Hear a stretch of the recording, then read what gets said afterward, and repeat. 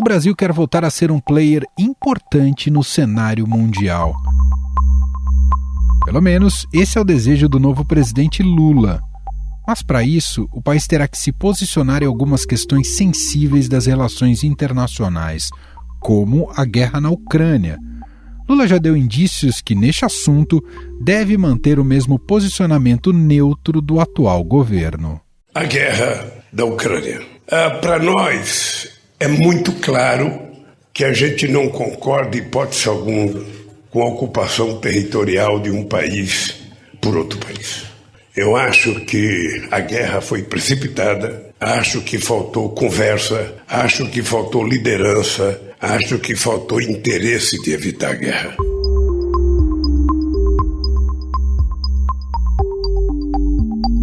O Brasil tem uma longa relação comercial com a Rússia, especialmente na compra de fertilizantes, que garantem a continuidade do agronegócio no país.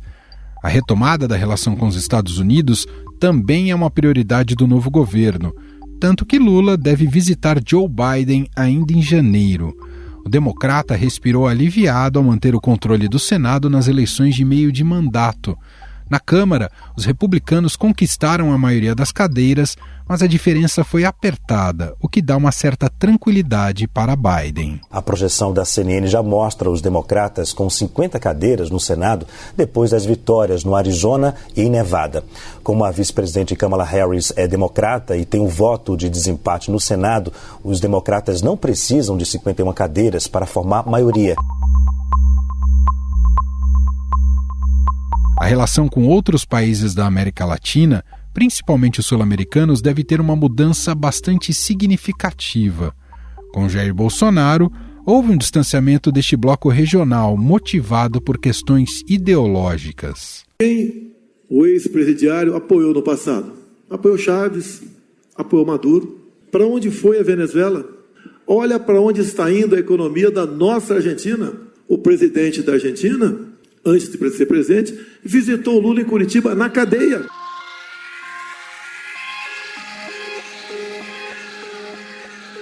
Lula propõe a volta de políticas que marcaram seus 2 mandatos, entre 2003 e 2010, como a busca por uma maior integração econômica da América do Sul.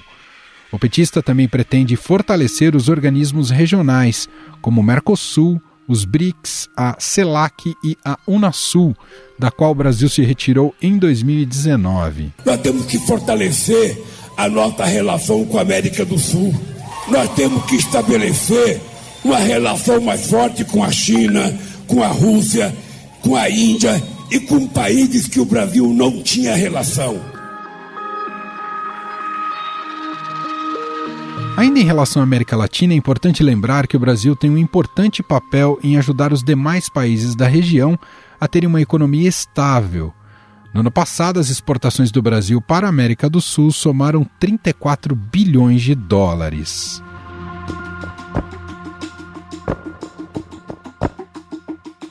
No plano de governo, Lula defende também a integração da América do Sul, da América Latina e do Caribe, para manter a segurança regional e a promoção de um desenvolvimento integrado dos países. É o caso do fortalecimento da União das Nações Sul-Americanas e da Comunidade dos Estados Latino-Americanos e Caribenhos. A Unasul, criada em 2008 por Lula e outros presidentes de esquerda da época, criava um espaço independente da influência dos Estados Unidos.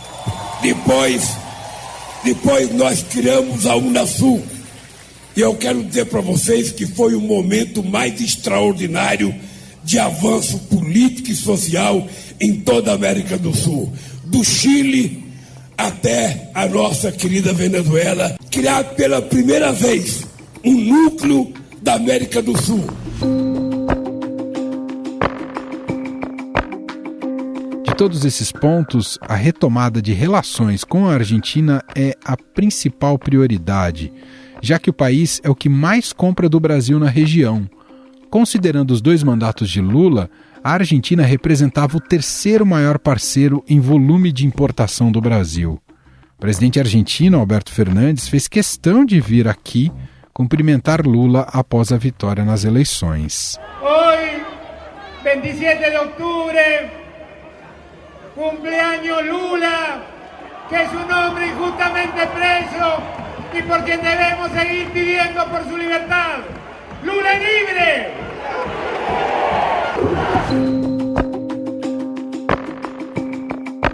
Vale lembrar que ao longo do governo Bolsonaro, o mandatário argentino nunca pisou em solo brasileiro. No entanto, a curiosidade é como será a relação de Lula com governos ditatoriais da América Latina, como Venezuela, Cuba e Honduras. Eu gostaria de desejar para a Venezuela o que eu quero para o Brasil. Sabe, eu quero que as eleições sejam sempre mais livres, sejam menos, que se acate o resultado. Eu não concordei quando a União Europeia inteira, sabe, aceitou o Guaidó como presidente da Venezuela. Ele era um impostor.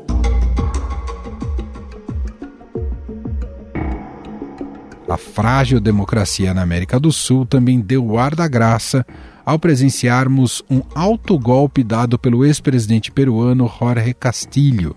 A tentativa de fechar o Congresso do país com uma canetada não deu certo e ele acabou preso. Agora, o Peru atravessa uma onda de instabilidade com a possibilidade de convocação de uma nova eleição nos próximos meses. Em uma mensagem à nação, Dina Boluarte disse que vai apresentar ao Congresso um projeto de lei para antecipar as eleições gerais em 2 anos, para abril de 2024.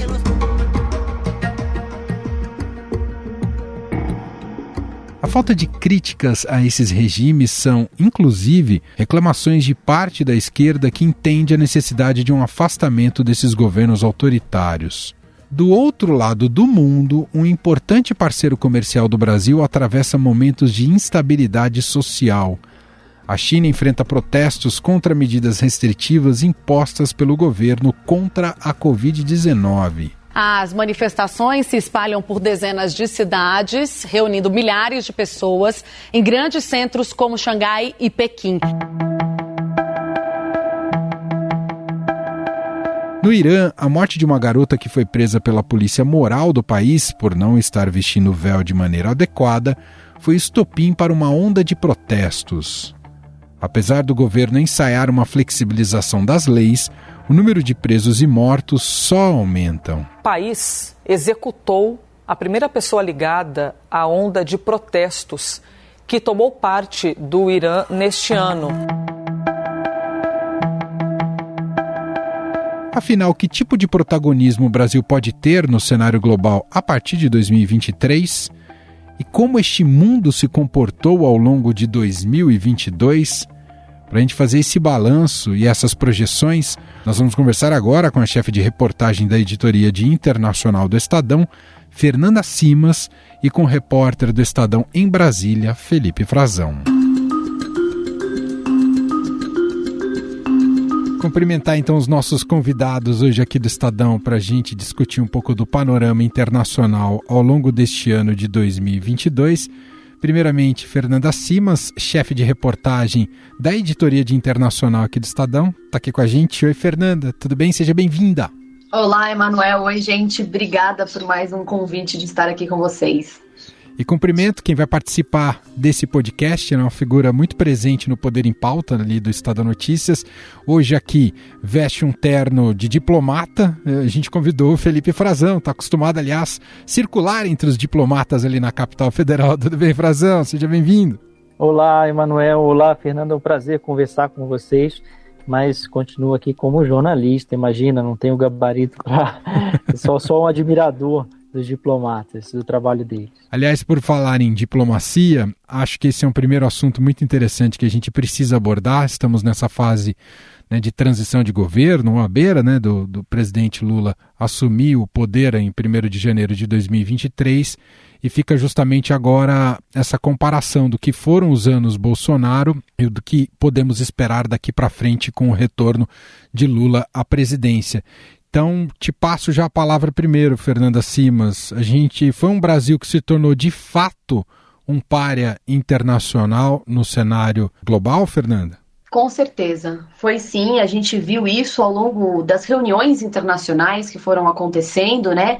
A gente começou a ter uma noção até maior disso. Esse ano quando passou essa questão mais forte da pandemia e os encontros voltaram, e a gente teve, inclusive, eu acho que esse é o ponto mais simbólico, o presidente Lula, na época nem candidato, sendo recebido por autoridades europeias, enquanto o presidente Bolsonaro fez uma viagem e não foi recebido por ninguém ali. Sem dúvida nenhuma.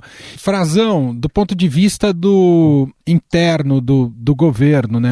Como é que está sendo entregue esse Itamaraty depois dos 4 anos de Bolsonaro? Por muita intervenção agora do governo de transição, mas do que foi feito para o que vai mudar é que vai ter uma revalorização dos quadros do Itamaraty, sobretudo os quadros mais experientes, não necessariamente identificados com a esquerda ou com partidos de esquerda, do Celso Amorim, o chanceler mais longevo da história do Brasil, e que tem sim uma identificação mais clara com o PT e com o Lula, foi o chanceler do Lula em todos os anos de governo dele até hoje, e será um conselheiro durante a presidência lá no Palácio do Planalto. Ele teve força para fazer o Mauro Vieira chanceler, Mauro Vieira que já foi chanceler da Dilma Rousseff, mas o Mauro ele é um quadro que transita em vários partidos, ele não tem uma identificação necessária com o PT, não é um quadro partidário. Aliás, ele ganhou nessa disputa, havia também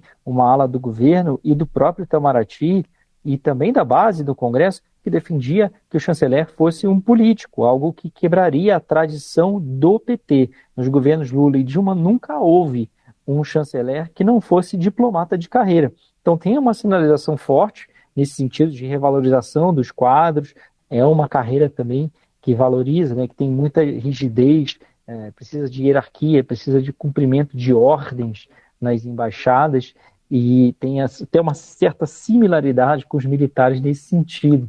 E é notório que houve uma mudança no governo Bolsonaro, muitas promoções de quadros novos, os 2 chanceleres do governo Bolsonaro, primeiro Ernesto Araújo e depois Carlos França, que está chegando agora ao fim do seu período da sua gestão, jamais tinham sequer chefiado uma embaixada no exterior.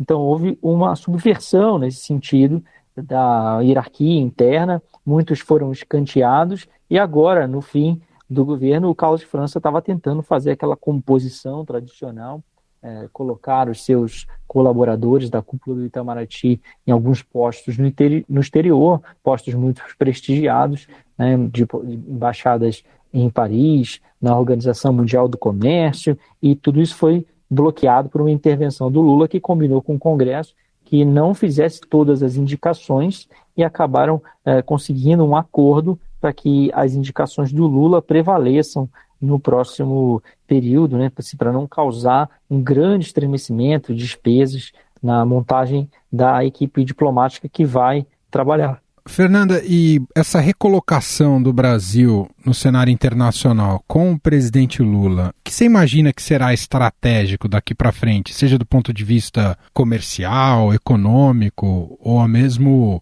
pautas que são caras, alinhamentos que são caros a um governo mais de esquerda como o Lula? O que você imagina que a gente pode esperar daqui para frente? Olha, eu acho que vai ter uma certa diferença ao que a gente viu lá começando em 2002, porque naquela ocasião a gente tinha um governo Lula aqui no Brasil que favorecia muito as relações Sul-Sul, fortaleceu muito os laços da Unasul, do Mercosul, aqui dentro do nosso continente, mas também que estreitou laços com China, com países da África. Eu acredito que agora a gente vai ver também isso novamente, mas o que eu acho que vai ser mais chamativo vai ser realmente a volta do Brasil em negociações onde o Brasil é chave, como, por exemplo, o meio ambiente, né? A gente vinha lidando aí com essa questão como protagonista, e aí no governo Bolsonaro a gente começou a ser considerado ator mais irrelevante, porque a atenção que foi dada internamente aqui para esse assunto não era esperada pelo cenário internacional. Então eu acredito que a gente vai ver temas como meio ambiente, a questão de economia verde mesmo, voltando com mais força, e tratados, sim, comerciais que favoreçam, porque a gente tem agora a situação de guerra na Ucrânia, então você tem que repensar questões de fertilizantes, algumas matérias-primas, alguma questão de trigo, por exemplo, que a Argentina está saindo aí a negociar essa questão, e o Brasil precisa voltar a liderar isso, e eu acho que essa deve ser a grande aposta internacional do governo Lula, de retomar o protagonismo em questões onde o Brasil possa liderar as negociações e possa ter um papel de peso.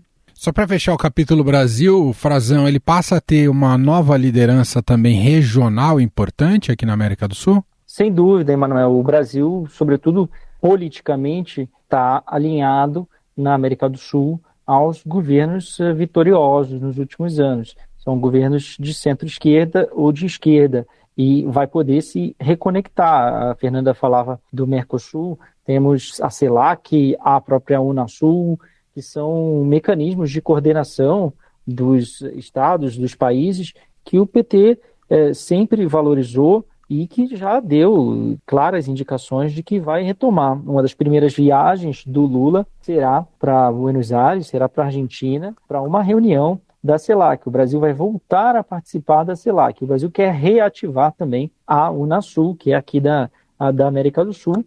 Tem essa participação, essa proximidade, um diálogo muito mais fluido aqui na região com os governos que se elegeram, que estão no poder também. Houve mudança no Chile, houve mudança na Colômbia, houve mudança na Argentina. São países chaves, economias fortes aqui que tem muito peso, e tem também as mudanças do Mercosul. O Mercosul havia discussões internas, né, sobre moeda comum, até isso já tem algumas similaridades, né? Moeda comum, por exemplo, é algo que a gente vê pessoas do governo Lula, do próximo governo, e do governo Bolsonaro também tratando disso, como Paulo Guedes também já falou sobre essa proposta, mas tinha mudanças relevantes na questão de tarifas, de redução, permitir o Uruguai, principalmente, e o Brasil, sob o governo Bolsonaro, tentando fazer reformas no Mercosul, permitir acordos dos estados, não necessariamente envolvendo o bloco como um todo. Houve uma série de discussões ao entendimento que o governo Lula não vai fazê-las avançar mais,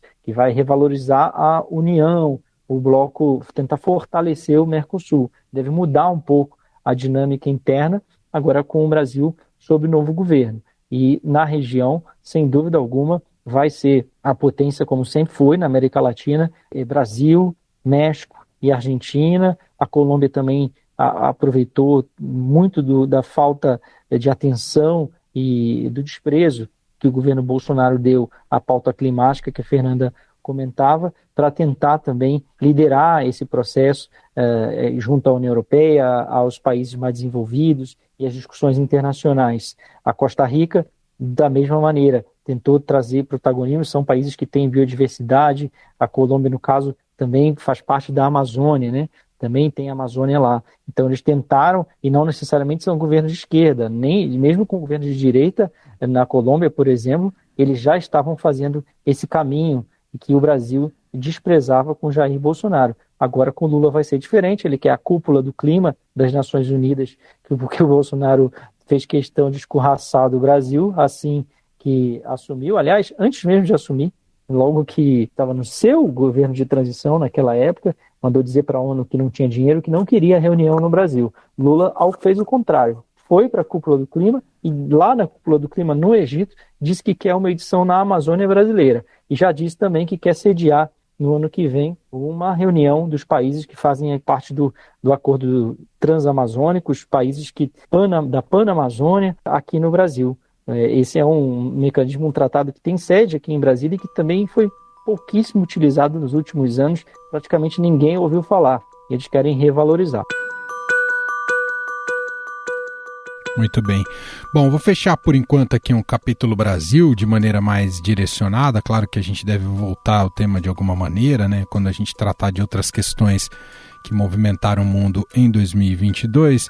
E, sem dúvida nenhuma, 2022 ficará para a história e será lembrado pela Europa voltar a estar em guerra com a invasão da Rússia na Ucrânia. Uma guerra que se colocava no princípio, né? Mudou completamente o cenário geopolítico e se colocava no princípio como algo que seria breve, seria rápido, dadas as forças militares que tem a Rússia, mas uma guerra que perdura até hoje e que não há perspectivas para o seu fim nem sobre um processo de paz ainda. Os impactos são tremendos em todas as regiões, né, numa economia conectada como a atual, né, impactos na área de energia, todos os países sofrendo com a questão inflacionária. Mas eu quero te ouvir, Fernanda Simas. Estamos num estado de uma guerra da Ucrânia que continua sem saídas, Fernanda. O que você imagina para o desenrolar do conflito e o quanto ele mexeu com o mundo em 2022? Nossa, realmente, a gente, quando começou, né? Na verdade, os próprios analistas já falavam em meses de guerra. Muita gente achou que a Ucrânia cairia facilmente, dada a diferença de potencial bélico entre os dois exércitos, se a gente for comparar dessa forma. Mas o que aconteceu foi que aí o próprio presidente Zelensky assumiu um papel de protagonismo muito forte, foi liderando essa resistência ucraniana, e a gente teve, inclusive, muitas baixas russas. A estratégia militar russa foi mudando ao longo da guerra, né? E a gente teve aí um Putin que se viu encurralado diante de onde atacar. O objetivo inicial era tomar Kiev e acabar rapidamente com essa guerra para, enfim, poder colocar suas exigências na mesa, e realmente o que a Rússia tinha mais interesse era de ter a garantia das regiões do leste da Ucrânia sendo parte do território russo, mas hoje a situação é outra, né? A gente vê uma guerra muito forte, a Rússia perdendo território em alguns pontos, ganhando em outros, e quando você acha que a guerra está indo por um caminho, acontece alguma coisa na região leste ou na região norte e tudo muda.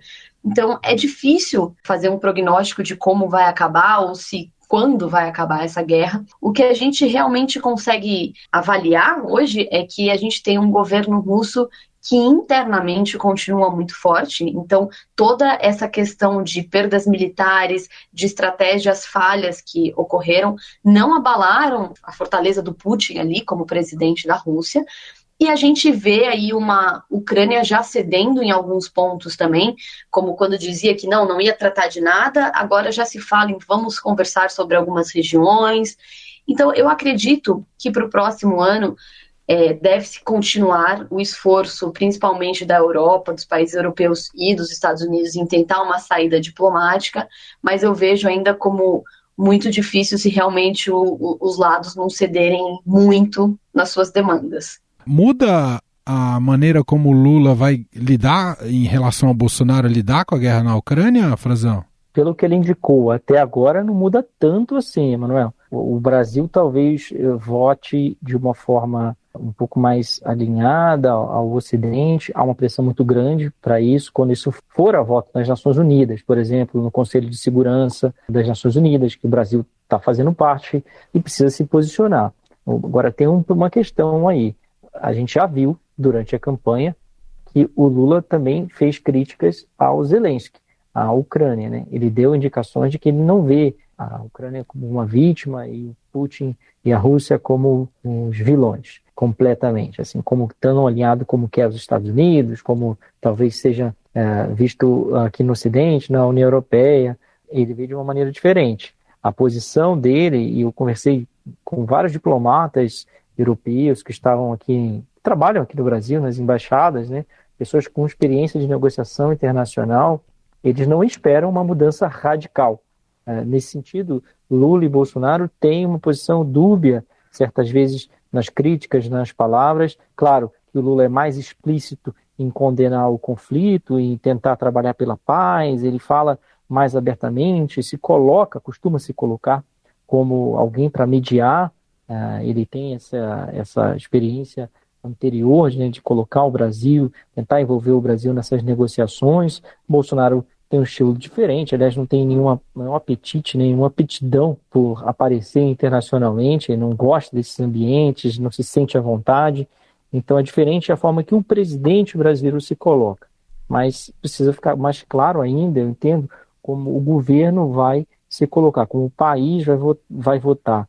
Nossa pauta é extensa, eu quero entrar agora aqui no capítulo Estados Unidos para a gente analisar um pouco como é que foi esse ano de 2022, já sob o governo Joe Biden, numa sociedade muito radicalizada politicamente, né? Dá até para traçar paralelos com a situação brasileira, com o trumpismo tentando buscar um novo lugar ao sol, mas ainda é uma sociedade que boa parte desse eleitorado não acredita e não dá votos de credibilidade à presidência de Joe Biden. Isso traz uma série de repercussões e dificuldades na condução ali do governo, mas nas eleições legislativas os democratas tiveram um resultado muito melhor do cenário que foi traçado anteriormente.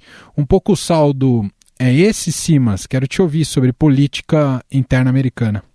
A gente tem que lembrar que a gente vem de uma eleição realmente muito polarizada, e essa polarização política é um fenômeno mundial, né? A gente tem visto. O que acontece nos Estados Unidos, o voto não é obrigatório, e aí quando a gente teve a eleição do Biden, a gente viu uma eleição americana onde houve recordes de votação, e as pessoas realmente se mobilizaram para tirar o radicalismo ali do poder, para, enfim, tentar retomar o caminho da democracia. A gente teve o episódio do Capitólio, e naturalmente, uma coisa que é histórica nos Estados Unidos, a eleição de meio de mandato acaba sendo um referendo para o presidente, mas também é um momento em que todos os presidentes que estão no poder, eles sabem que eles vão perder espaço. Isso vem acontecendo historicamente, porque é natural, você tem uma série de demandas e uma série de promessas que ocorrem que não são cumpridas e uma série de outras demandas da população, e acaba sendo interessante porque vira um contrapeso ao executivo, né? Então você tem ali geralmente um legislativo que nessas eleições de meio de mandato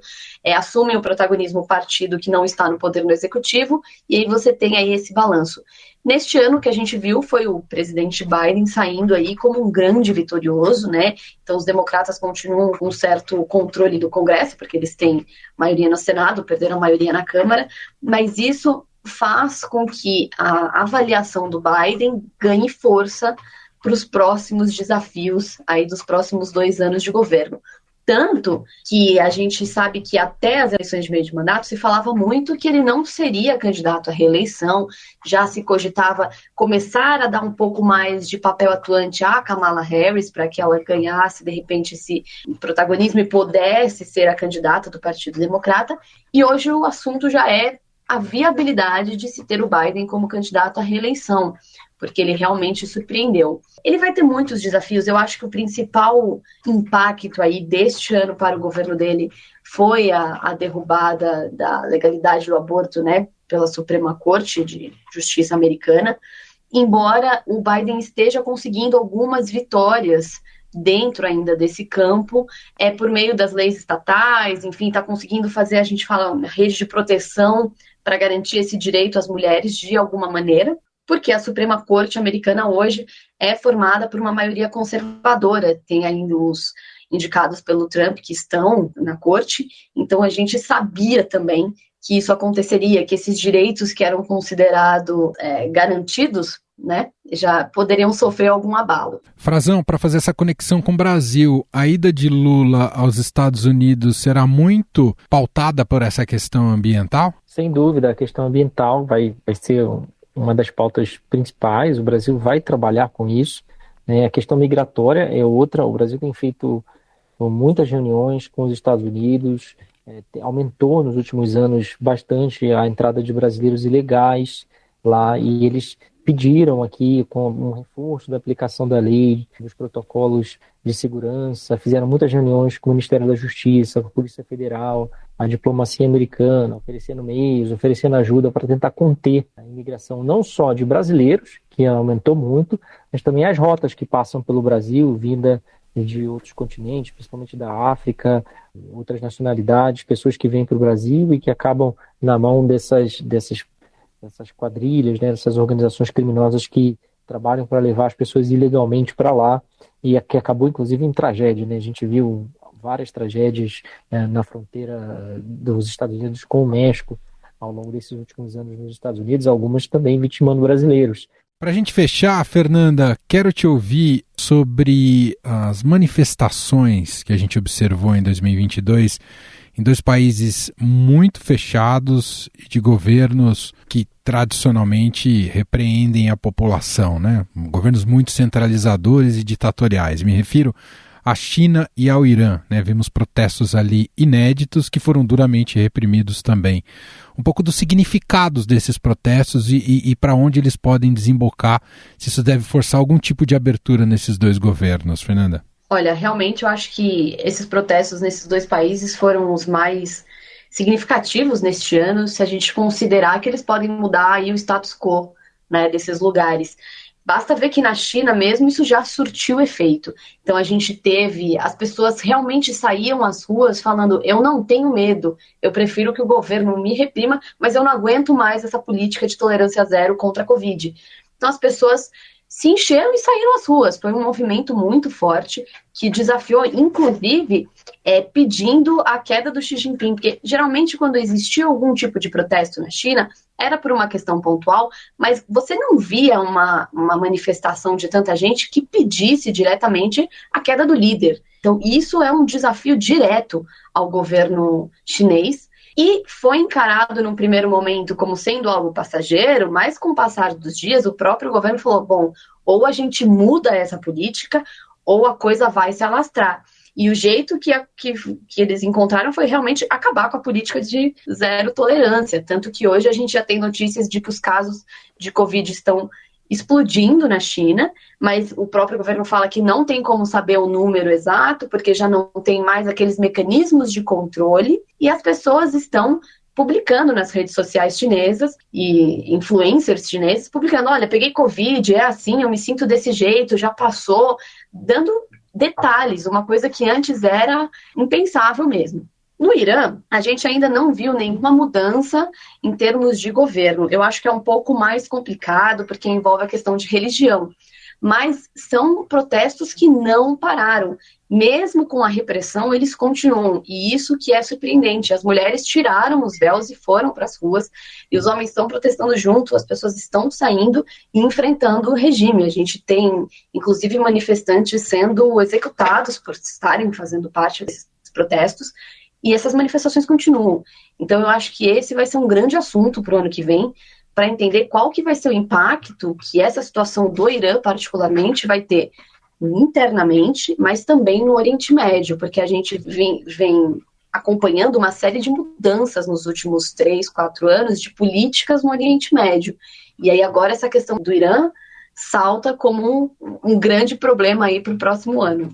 E muito mundo também tomou conhecimento, né, desse tipo de política, acompanhando a Copa do Mundo no Catar e conhecendo ali um pouco como funcionam as coisas no Catar.